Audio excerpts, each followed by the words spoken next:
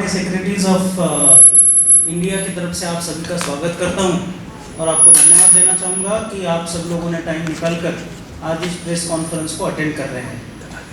पहले before I go ahead I wish to introduce the dais myself CS Pavan ji Chandak.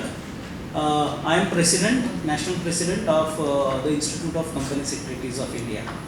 To my left, CS Rajesh Tarparaji, who is a Central Council member. He is basically from Ahmedabad and representing Western India Regional Council. To his left, CS Jaimin Trivedi. He is the chairman of Ahmedabad chapter of WRC of ICSI, and he is leading the Ahmedabad chapter for this year. To my right, CS Abhishek Chhajar.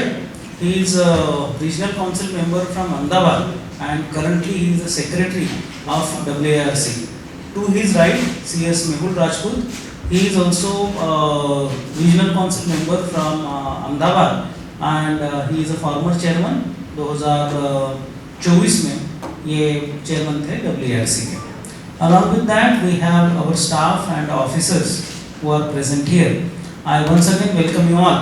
Institute के बारे में बताने का बोला तो ये institute 1980 का the company secretaries act के अंदर बना हुआ इंस्टीट्यूट है। ये पार्लियामेंट के एक्ट में स्पेशली कंपनी सेक्रेटरीज एक्ट के अंदर बनी हुई इंस्टीट्यूट है। इस इंस्टीट्यूट को गवर्नमेंट ने मतलब आप गवर्नमेंट की इंस्टीट्यूट ही समझिए, गवर्नमेंट ने इसको company secretary profession CS profession को रेगुलेट और एडमिनिस्टर करने का जिम्मा दिया है, जिसके अंदर अगर आप देखेंगे कि जितनी भी कंपनीज है, लिस्टेड कंपनीज, अनलिस्टेड कंपनीज, इन सभी को कंपनी सेक्रेटरी की सर्विसेज लगती है। एक अकेला प्रोफेशन है CS जो किसी लॉ के अंदर कंपलसरी अगर 10 करोड़ के ऊपर आपका अगर पेड अप कैपिटल है तो आपको CS हर कंपनी में होना ज़रूरी है। ये एकमेव ऐसा प्रोफेशन है जिसको ये उपलब्धि हासिल है। हमारे 75 चैप्टर्स हैं, 4 रीजनल काउंसिल हैं और 4 CCJRT हैं। ये जो अहमदाबाद है ये 75 में से एक चैप्टर है। ऐसे अगर आप देखेंगे तो वेस्टर्न इंडिया रीजनल काउंसिल जो गुजरात, मध्य प्रदेश, छत्तीसगढ़, महाराष्ट्र, गोवा, दादरा नगर हवेली और दीव दमन, इतना बड़ा पूरा एरिया मिलके वेस्टर्न रीजन होता है और इस वेस्टर्न रीजन में टोटल 20 चैप्टर्स है। मतलब अहमदाबाद चैप्टर जैसे ऐसे और 19 चैप्टर है और टोटल 20 चैप्टर है।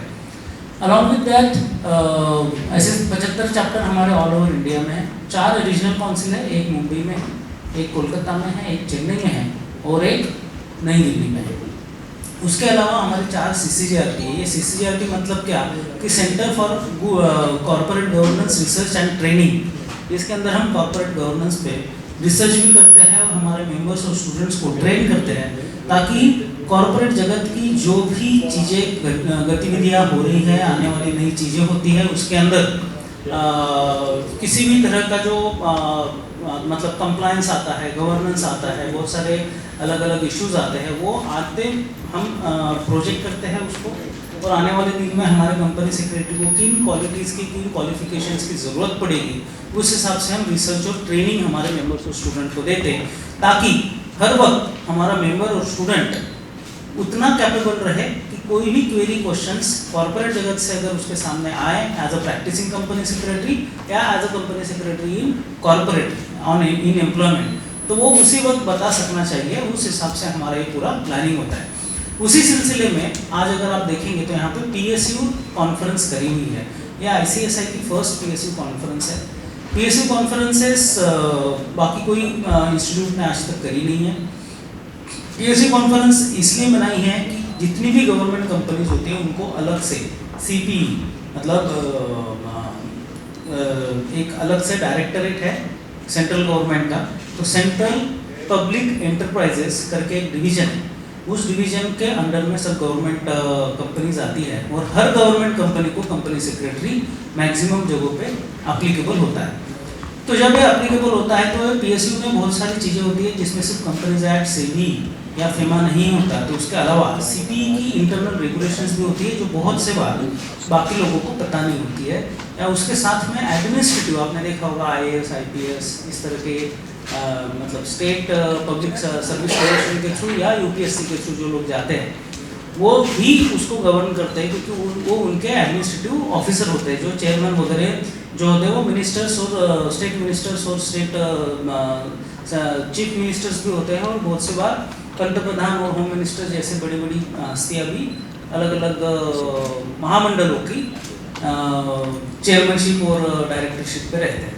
तो ये गवर्नमेंट के थ्रू भी बहुत सारी पीएसयूज रेगुलेट होते रहती है। तो उससे रिलेटेड आज का ये बहुत बड़ा स्टेट कॉन्फ्रेंस आज यहाँ पे मतलब नेशनल कॉन्फ्रेंस आज यहाँ पे रखा हुआ है, जो पीएसयू ICSI PSU कॉन्क्लेव नाम से आज हुआ है, और वो अहमदाबाद चैप्टर ने बहुत ही अच्छी तरह से खूबसूरत तरीके से होस्ट किया है। उसके लिए अहमदाबाद चैप्टर और पूरे उसके सदस्य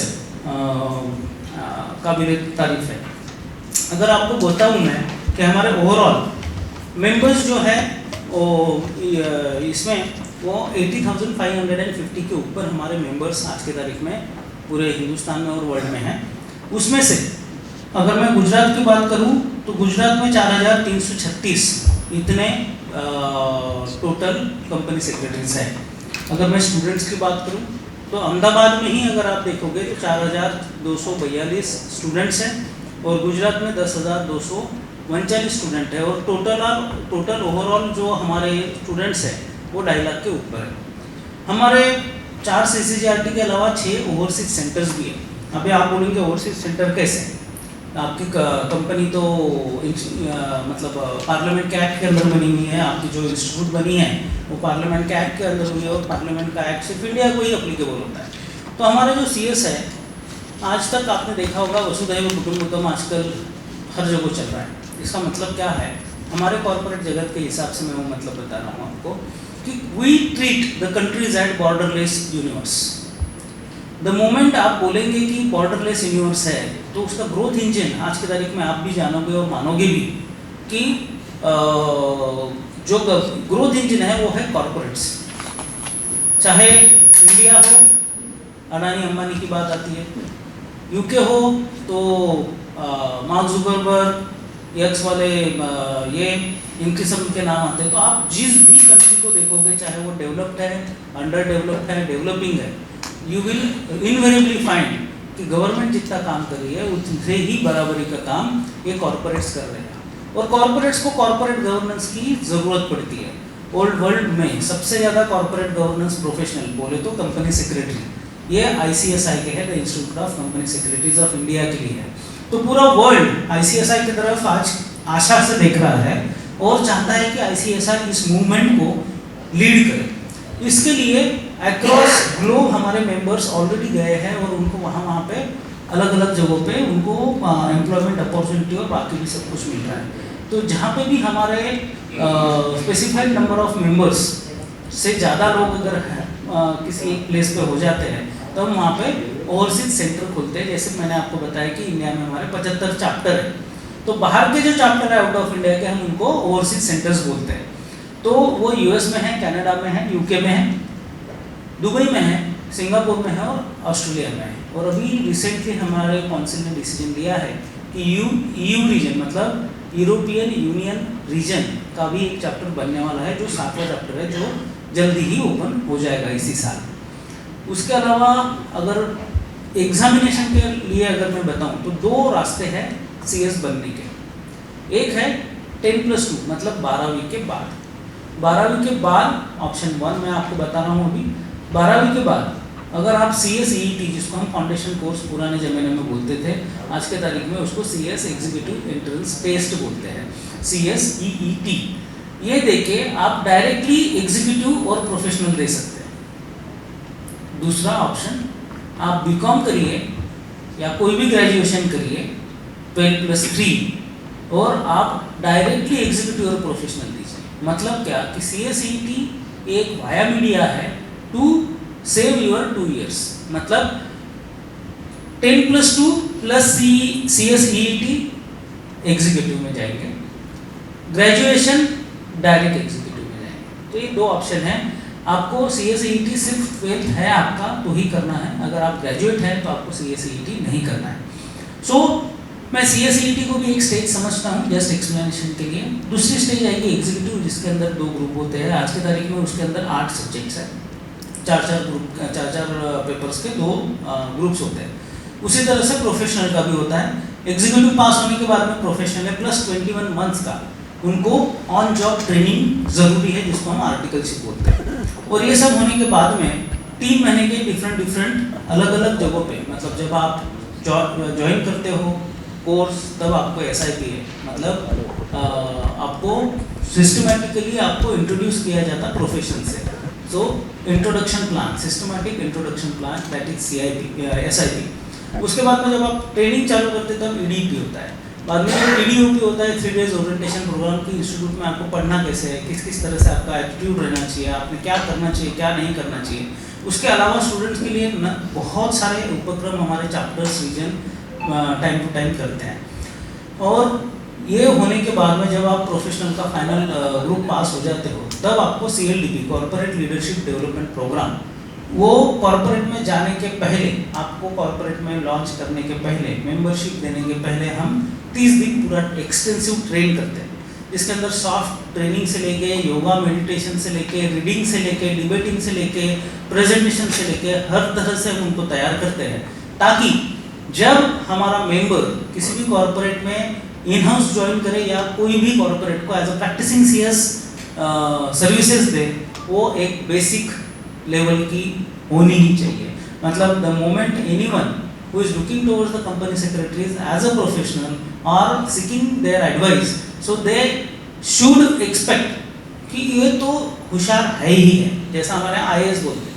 IAS बोले बराबर हम क्या सोचते हैं कि ये होशियार आदमी है, सब कुछ संभाल सकता है। उसी तरह से हम चाहते हैं कि द मोमेंट कोई भी बोले कि CS है, मतलब इसको कॉर्पोरेट जगत का सब कुछ पता है, ये प्रेजेंटेशन भी कर सकता है, ये पिटीशन भी बना सकता है, ये एडवाइस भी दे सकता है, बोर्ड मीटिंग भी करवा सकता है, ये योगा प्राणायाम रीडिंग, उसका कोई भी चीज़ पढ़ने को दे दो आप उसको, तो उसको सारांश निकाल के आपके सामने प्रेजेंट कर सकता है, रिसर्च कर सकता है। ये हम हमारी छवि बनाई हुई है। और उसके बाद में आपको 2 ऑप्शन है, इधर आप प्रैक्टिसिंग साइड में जाइए, जो आज की तारीख में 11,500 लोग प्रैक्टिस में है हमारे ऑल ओवर इंडिया, और बचे हुए सब लोग हमारे कॉर्पोरेट्स में। इसके साथ साथ हमारा हर 5 साल में एकेडमिक बोर्ड बनता है, और एकेडमिक बोर्ड बनने के बाद हर 5 साल में हम सिलेबस रिवाइज करते हैं। ये सिलेबस जो रहता है, आपने देखा होगा कि बहुत सारे जगहों पे हिस्ट्री पढ़ी जाती है, मतलब हिस्टोरिकल चीज़ें सिलेबस में होती है। हमारे करिकुलम में सब आने वाले डिकेड में क्या कहाँ जाने वाला है हमारा इंडिया, हमारे इंडिया में क्या क्या चीज़ें आने वाली है, नेशन जब बढ़ रहा है, वर्ल्ड जब ग्रो कर रहा है, तो नए चैलेंजेस क्या होंगे वो हम फोरकास्ट करते हैं और कोशिश करते हैं कि क्या क्या हो सकता है, और उस हिसाब से हम हमारा करिकुलम करते हैं, ताकि हमारा जो बच्चा आज पास हो वो एक डिकेड आगे का सोच के पास हो। એ દિવસનો પ્રોગ્રામ સૌથી પહેલાં તો અમદાવાદ શું કામે સિલેક્ટ કરવામાં આવ્યું। ICSIનું આ એક ઇનિશિયેટિવ છે, અમારા પ્રેસિડેન્ટનું જ સપનું હતું કે આવો કંઈક સરસ પ્રોગ્રામ કોઈ કેપિટલ સિટીમાં કરીએ। હવે ગુજરાત એક રોલ મોડેલ સ્ટેટ થઈ ગયું છે પૂરા દેશ માટે, તો ગુજરાતમાં અમદાવાદ ગાંધીનગર બે કનેક્ટેડ સિટી છે, કેપિટલ સિટી છે, અને ગુજરાતમાં ઘણા બધા PSU સેક્ટર્સ છે। ગવર્મેન્ટ કંપનીઓ ગુજરાત ગવર્મેન્ટની બી છે, સેન્ટ્રલ ગવર્મેન્ટની બી ગુજરાતમાં છે, અને આપણી અમદાવાદ ચેપ્ટરની ટીમ બી બહુ કેપેબલ છે, led by Jayminbhai and other team. એટલે પ્રેસિડેન્ટે કહી દીધું કે વાંધો નહીં, તમે ગુજરાતમાં અમદાવાદ ખાતે આ પ્રોગ્રામ કરો, એટલે અમે એ બીડું ઝડપ્યું। તો લોજિક આ હતું કે અહીંયા પબ્લિક સેક્ટર ઘણા છે, જે અત્યારે જે રજિસ્ટર્ડ ડેલિગેટ છે અહીંયા નીચે જે કોન્ફરન્સ ચાલી રહી છે 4th ફ્લોર ઉપર, ત્યાં લગભગ 180 જેટલું ડેલિગેશન્સ છે। એમાં 70% 60થી 70% PSUના કંપની સેક્રેટરીઓસ છે। એમાં સેન્ટ્રલ PSU બી છે, સ્ટેટ PSU છે, અને ગુજરાતમાંથી નહીં પણ દિલ્હી, બોમ્બે, સાઉથ, ઈસ્ટ, લગભગ દેશના બધા જ ભાગોમાંથી PSUમાં જે કામ કરે છે કંપની સેક્રેટરી તરીકેની, એ બધા જ ત્યાં આવ્યા છે। હવે વક્તામાં તમને કહું તો ચીફ ગેસ્ટ તરીકે આપણે ક્રાંતિકુમાર સર હતા, જે મિનિસ્ટ્રી ઓફ ફાઇનાન્સમાંથી ડેપ્યુટી ડિરેક્ટર પબ્લિક એન્ટરપ્રાઇઝમાંથી આવ્યા હતા। પછી નિશા ઢીંગરા મેડમ છે, જે વિદેશ સંચાર ONGC વિદેશ સંચાર નિગમમાં છે। પછી સિલ્વમ સર છે, કુણાલ ગવલાની સર છે, મુરલી સર છે અને આ બધા સેન્ટ્રલ પીએસયુના છે. પછી આપણા અમદાવાદમાંથી જે સ્પીકરો છે કાલ માટે, એમાં મિહિર જોશી GVFLમાંથી છે, મનોજ હુરકટ સર એક PCS છે, સંદીપ દવે જે general manager and company Gujarat energy લિમિટેડના છે, અરવિંદ ગોદાણા સર જે PCS છે, જે પબ્લિક સેક્ટરમાં કન્સલ્ટન્સી આપે છે, જોય લિવાસ GMDCના CS છે, ઉર્મિલભાઈ વૈદ એક PCS છે. તો આ રીતે જે બી ફેકલ્ટી છે એ બધી મોટાભાગની ફેકલ્ટી PCS જોડે કામ કરતી હોય એવી છે. અને બીજા જે CS અને સ્ટુડન્ટ છે એ લોકોને ખ્યાલ આવશે કે ગવર્મેન્ટના પબ્લિક સેક્ટર યુનિટ્સ જે છે, ગવર્મેન્ટ કંપનીઓ જે કઈ રીતે કામ કરે છે, એમને બી કંપની ચેક લાગુ પડે છે, એમને બી સેબીના કાયદાઓ લાગુ પડે છે જો લિસ્ટેડ હોય તો એઝ એ કંપની સેક્રેટરી તરીકે એમને કયા કયા એક્ઝમ્પશન છે, એમને કયા કયા સ્પેશિયલ કામ કરવાના. એમાં ડાયરેક્ટરો જનરલી IAS ઓફિસરો હોય છે, મિનિસ્ટર હોય છે. તો એ લોકો જોડે કામ કરવા માટે શું સ્કિલ જોઈએ એઝ એ કંપની સેક્રેટરી. અને આના ક્યાંય બી કોઈ કાયદાની કોન્ફ્લિક્ટ હોય, કાયદાના વિરોધાભાસ ઘણી જગ્યાએ હોય છે, તો એનું ઇન્ટરપ્રિટેશન કઈ રીતે કરવું, પછી એના બેઝ ઉપર અત્યારે શું તકલીફો પડી રહી છે, અને ગવર્નન્સ કેમ ગુડ ગવર્નન્સ બને આ બધા અંડરટેકિંગના કાર્યભારમાં વહીવટમાં, એના ઉપર ચર્ચાઓ થશે. અને એના ઉપરથી અમે એક સબમિશન તૈયાર કરશું, બુલેટ પોઈન્ટ ફીડબેક તૈયાર કરશું અને એ અમારા ઇન્સ્ટિટ્યૂટને મોકલીશું. અને ઇન્સ્ટિટ્યૂટ હેડક્વાર્ટરમાંથી જે તે મિનિસ્ટ્રી કે ડિપાર્ટમેન્ટને ભલામણો જે સુધારા કરવાના હશે કાયદામાં એ પ્રમાણે અમે આગળ પ્લાન કરશું. આ 2 દિવસનો આ ઓબ્જેક્ટિવ છે. Hello, this is CS Pawan Chandak. I am a national president of the Institute of Company Secretaries of India. Today I am at Ahmedabad for attending and inaugurating the PSU conference. ICSI PSU conference is first of its kind across India, and it is held at Ahmedabad just because Ahmedabad has various PSUs, and PSUs have unique problems because being a government company, the PSUs has to understand what are the changing regulatory and compliance governance, also the international best practices, and also the services. We have two kind of profession, the company secretary in employment and company secretary in practice. So both the sides needs to understand and also explain, and so that the compliances can be done. So that is very important. Along the side, you must be knowing that after globalization, the boundaries have become, the countries have become boundaryless, and in that the Institute of Company Secretaries of India also expanded ourselves across India, outside India also. And outside India we have our overseas centers at USA, Canada, UK, Dubai, Singapore, Australia, and recently we have decided that the Council of ICSI have decided to open European Union region, that is EU region overseas center also, covering all the European countries. And we every year visit minimum 3 to 4 new countries for checking the governance regulations over there. So currently how many CSs are there in India? There are right now 80,000 plus company secretaries in India and abroad. And across the globe hardly 130,000 governance professionals. And you would be happy to know that India is leading in the governance space by the way of ICSI, the CS course. And India is the largest number of corporate governance professionals, and that is ICSI. Your recent representation to the Minister of Corporate Affairs, how was it? Corporate affairs, we always give various representations. Recently we have presented ourselves before the parliamentary committee in the parliament on the companies amendment bill, also the securities markets code, and all those recommendations we have been informed that have been taken positively, and they have amended the provisions, various amendments, and they appreciated our presentations before that. On this. Thank you. Thank you. This is Jamil Trivedi, Company Secretary and Chairman of the Ahmedabad chapter of the WIRC of the ICSI. Today we have hosted and organized one program of the ICSI PSU 2026. This is a historical event because this PSU program dedicated to the public sector units for the company secretary has been organized first time in the history of the ICSI, and we are privileged that President Sri Pawan Chandak has have faith in us and he has given the responsibility, and we have successfully started this program, and tomorrow it is going to come to an end. So this is. So how many CS are practicing in Gujarat and Ahmedabad? So in Gujarat, I would say around 1,500 company secretaries, and in Ahmedabad, around I would say 900 company secretaries are practicing independently. And how many of them must be women? If we compare the ratio of the male and female, female are more compared to male.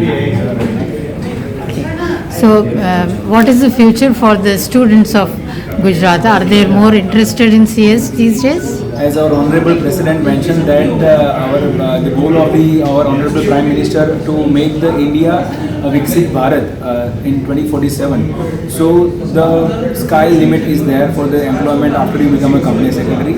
Plenty of option, whether you are going to go in employment, whether you become a self-reliant, you become a self-employed. The opportunity is sky is the limit. So you think more and more students are.